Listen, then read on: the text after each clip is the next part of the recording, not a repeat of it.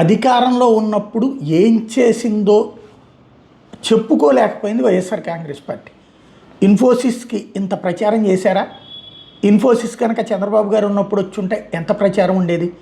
గూగుల్కి జరిగిన ప్రచారంలో 10వ వంతు జరిగింది. ఇప్పుడు నేషనల్ మీడియా అంతా కూడా Adani data centre, Adani Google కలిపి అన్నటువంటి కోణం ప్రొజెక్ట్ చేసుకొచ్చారు. సుందర్ పిచాయి రాష్ట్ర నాయకులకు కాదు చేసింది నరేంద్ర మోడీకి. అంటే ఆ రేంజ్లో ఇక్కడేమో ప్రచారం పూర్తిగా ఎట్లా ఉంది.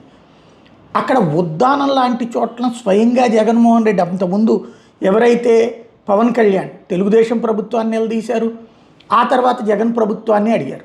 జగన్ ప్రభుత్వం అది చేసింది, పూర్తి చేసింది, అద్భుతంగా చేసింది.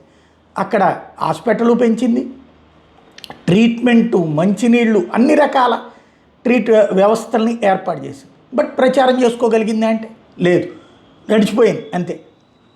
ఇప్పుడు ఒక్కొక్కటి అంటే దుష్ప్రచారాలు అంటూ వైసీపీ మీద ముద్రేస్తూ వైసీపీ మీద దుష్ప్రచారాలు వేస్తున్నటువంటి వేళ ఉద్దానంను ఒక క్యాంపైన్ లాగా తీసుకున్నారు వీళ్ళు. వాళ్ళ పార్టీకి సంబంధించినటువంటి దాని మీద ఒక ప్రోమోతో పాటుగా ఒక్కొక్క నాయకుడు ఆ ఉద్దానానికి సంబంధించినటువంటి దాన్ని హైలైట్ చేస్తూ అక్కడ ఏం జరిగింది, ఏం చేశారన్నటువంటి దాన్ని చెప్పుకుంటూ ఇప్పటికీ వైఎస్ఆర్ కాంగ్రెస్ పార్టీ సోషల్ మీడియాలో తమ హయాంలో చేసినవి చెప్పుకునే కార్యక్రమం స్టార్ట్ చేసింది.